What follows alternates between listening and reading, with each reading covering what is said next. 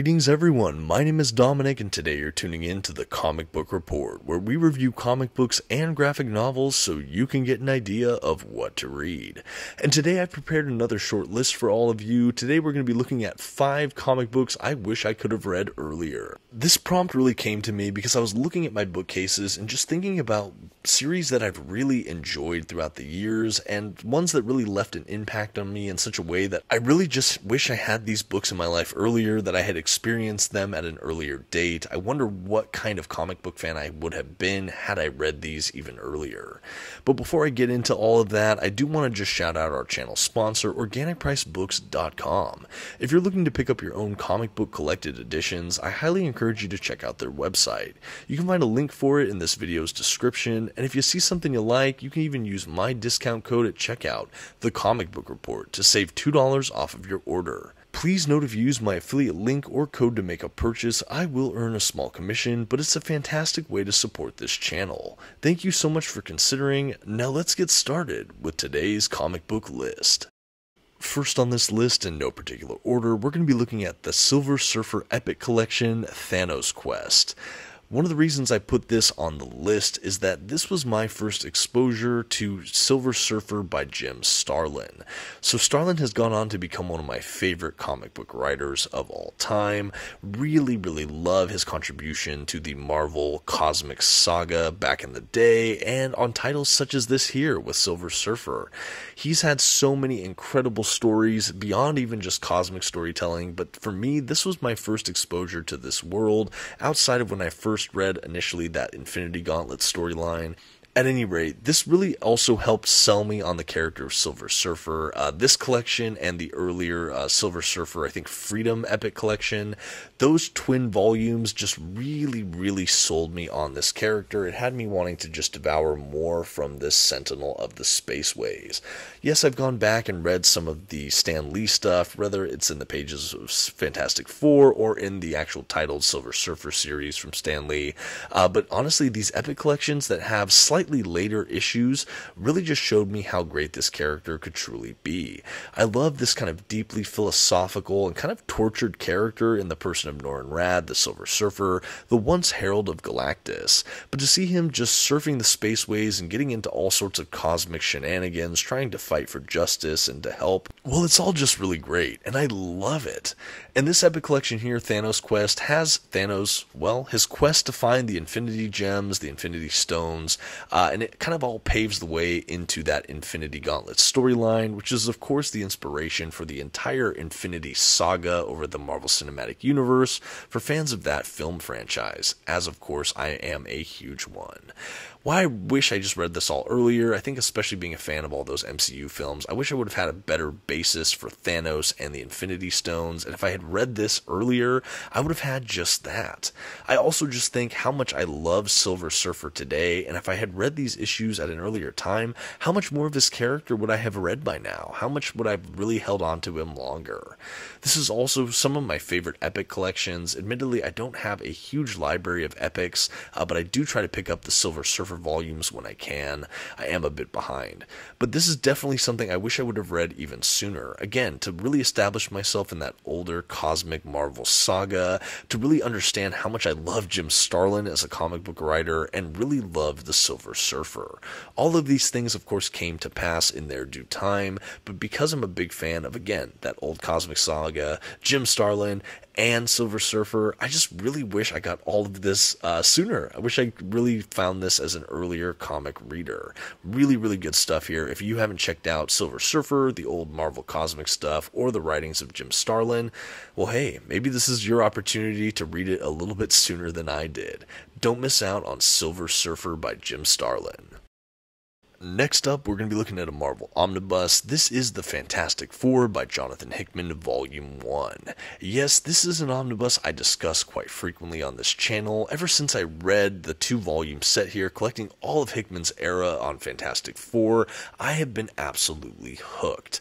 This really just fundamentally shifted the way I looked at Marvel's first family. This is easily one of my favorite, if not my most favorite, Fantastic Four run I've had the pleasure of reading. This is also my first real exposure to the writings of Jonathan Hickman. I've come to love his just gigantic, epically scoped narratives we have in so many of his comic book runs, and this is where I really got my start. I've gone on to read some of his Avengers run, Secret Wars, his stuff on X-Men. I just really loved this author, and I love how he treated Marvel's first family. His run is really characterized by hard science fiction, some great exploration adventures, a lot of interpersonal drama and character moments, and really something that just had a huge impact on the Marvel Universe in general. I won't try to get into too many spoilers here. If you want to get a full review of my stuff on Hickman, you can definitely check out my review of his omnibuses, but I just love this stuff. I think why I would have loved to read it sooner is because this is really one of my favorite comic book runs of all time. It's easily, I think, in my top 5, and I just wish I had read it at an earlier date. I wish I was reading these as they came out so I could join the hype with everyone else. I know that this is a much celebrated run, and there's a huge reason for that.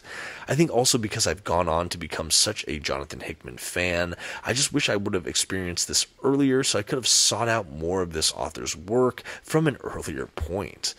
This also, like I said, reinvigorated my interest in Fantastic Four and really just made them some of my favorite characters in comic books, period, full stop. After reading this run, I went back and read a lot more of the Stan Lee, Jack Kirby era. I've read some of the John Byrne era now. I read Matt Fraction, which is the era after this one. I've gone back and I even read that Mark Millar and Brian Hitch omnibus that include that whole run. I actually really like that book. I think that that's super underrated as well. But suffice it to say, this has really sparked my interest with Fantastic Four. Oh, Mark Waid. It also had me reading some of the early Mark Waid stuff. I was just so hooked on Marvel's First Family after reading this Hickman era, I just couldn't get enough.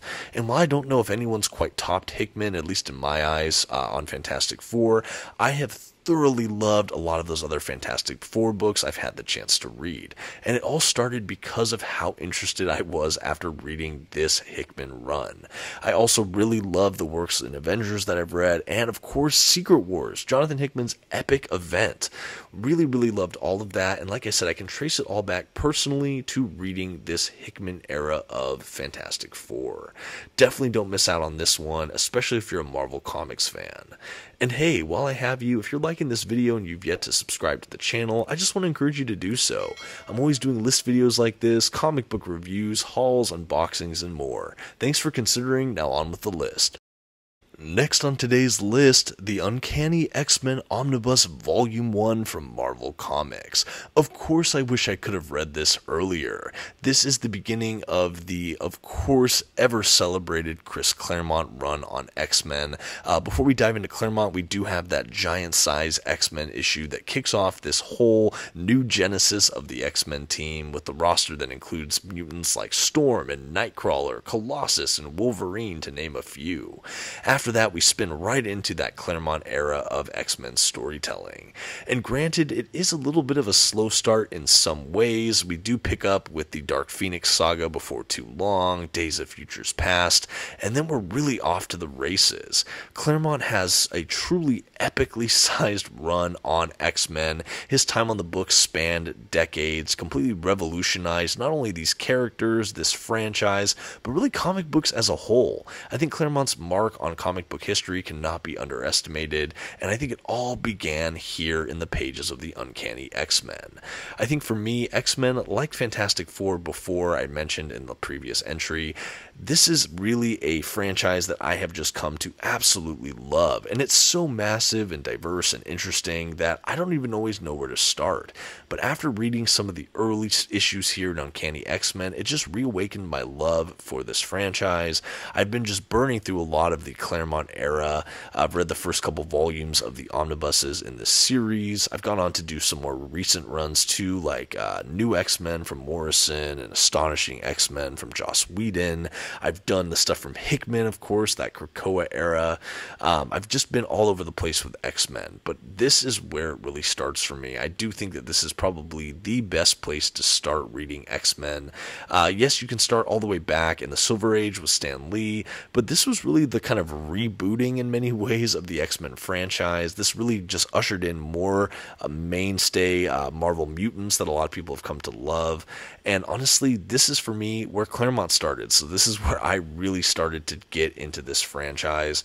I just love, even from the beginning in this omnibus, to see just the subplots and how he threads through these gigantic narratives and kind of plants seeds in early issues, only to have those storylines come to fruition way down the road. I think also he really focused on characters and the ensemble and really juggling a diverse cast of characters, and I think that that's something he's always done very well. I love to see the characters mature, the dynamics grow, and even comic books as a medium evolve and change over the decades Claremont wrote on X-Men, but it's fun to see the start in these pages. Because I've gone on to love X-Men so very much, and because I'm still trying to catch up on all of Claremont, I do really wish I had found these comics even earlier. But I am delighted I finally made my way to starting proper here with the Omnibus Volume 1. Absolutely love this material. Definitely let me know if you have good X-Men comics recommendations in the comments. Next on our list of comics I wish I would have read sooner, I'm going to be talking about an unusual one today. I'm going to be looking at the Star Wars by Jason Aaron Omnibus from Marvel Comics. So this is the Star Wars run proper that began after Disney acquired Star Wars. So of course we have this kind of new canonization of Star Wars comics, and this is really what launches it all here with Jason Aaron. They released a couple other books as well around this time, I believe a Vader series by Kieran Gillen amongst others, but this for me is where I started really getting into Star Wars comics. I think before this I had read War of the Bounty Hunters and maybe the first volume trade paperback of Charles Soule's Vader series, but this is really where I started to care about these Star Wars comics in a new way. All of the issues here are set between the events of New Hope and Empire Strikes Back. That's episode 4 and 5, or the first two films in the Star Wars film franchise. And honestly, what I love about these comics more than anything else is that Jason Aaron somehow perfectly captured the voice and spirit of that original trilogy of Star Wars. I think for me, it just absolutely feel like these are the uncut scenes or the missing adventures that occurred with these characters in this universe during that time.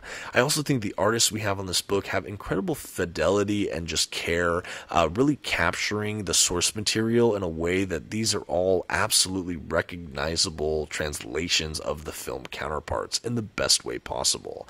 It really feels like these characters stepped right from the silver screen and onto the comic book page. I really love this omnibus. We have a good collection of story arcs that are all multi-issue. We have a couple tie-ins, and again, it just really feels like Star Wars. Why I wish I would have read this sooner is because this really opened my eyes to everything that intellectual property can kind of give us in the comic book medium. I think I've always been a little bit skeptical, if you don't start in the comic book medium, to have a comic book adaptation in many ways. I just feel like it can come across kind of fan fiction-y, which is usually not really up my alley. And yet what we have here is something wholly unique. I love the idea that this is, air quotes, canonized now, and so that we have these as actually occurring between the films, and I just really think that that's a lot of fun. But I think outside of that, again, because it captures the voice of those films so well and just gives us brand new adventures, it just feels like I have an expanded world to enjoy in a franchise I already really love, of course that being Star Wars. This is also a really great just showing of how diverse Jason Aaron's talent is as a writer. I think this is so different from so many other comic book runs I've read from him, and I just think that he almost got his voice out of the way so that he could just present Star Wars. I don't know. I mean, obviously it's still him, but I'm just so impressed at what he was able to pull off here. I absolutely wish I could have read this earlier, and who knows, maybe I could have snagged some of those Vader omnibuses while they were still in print. Ah well.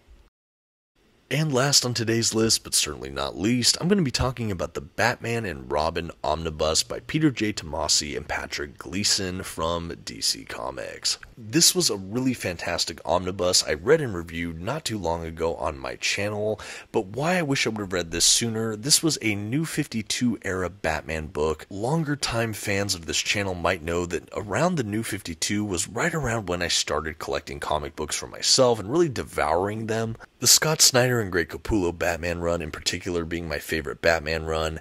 Anyway, this is really a time that I absolutely dove into comics head first.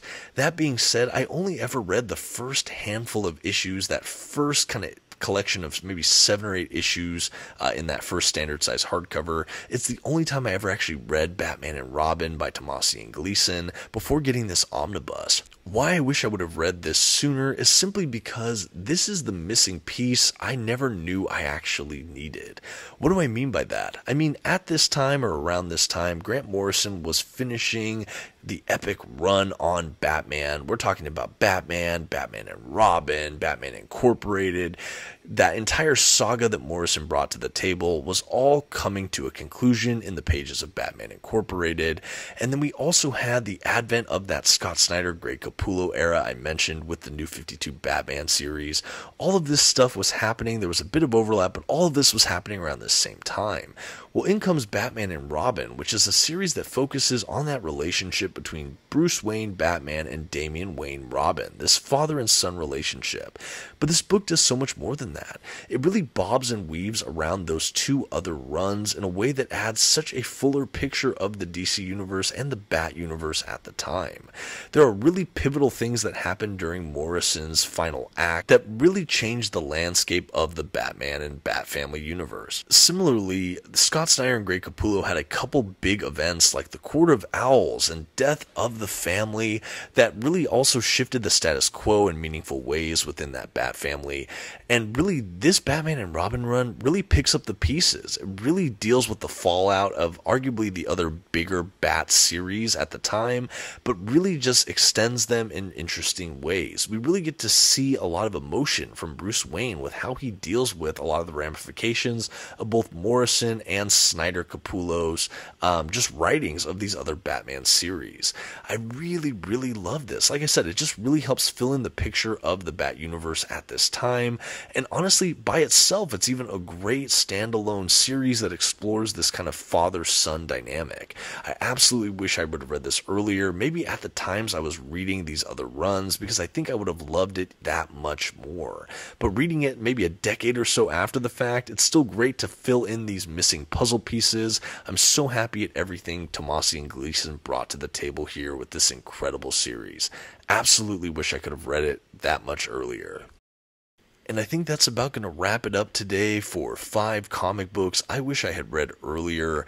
Mostly omnibuses today, one epic collection. I tried to diversify my picks. Yes, I've talked about a lot of these books before, but maybe never in quite this way. I also just really like this premise or this prompt I presented, and I want to extend the invitation to you in the comments.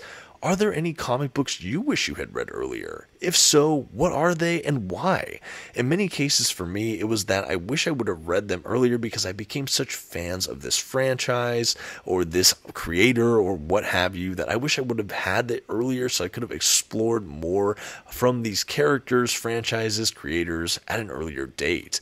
Or that I just love these runs and I wish I just had experienced them that much earlier in life. But I can't wait to hear from you. I'd love to hear your recommendations or how comic books affected you in a way that you just wish you got these earlier. Anyway, I hope you liked this video. I know that this was a little bit of a different one, but I had so much fun creating it for all of you. Thanks again so much for watching, and until next time, this has been the Comic Book Report. Please don't forget to give this video a like, that comment we talked about, and maybe check out another video on your way out. Thanks, and have a good one.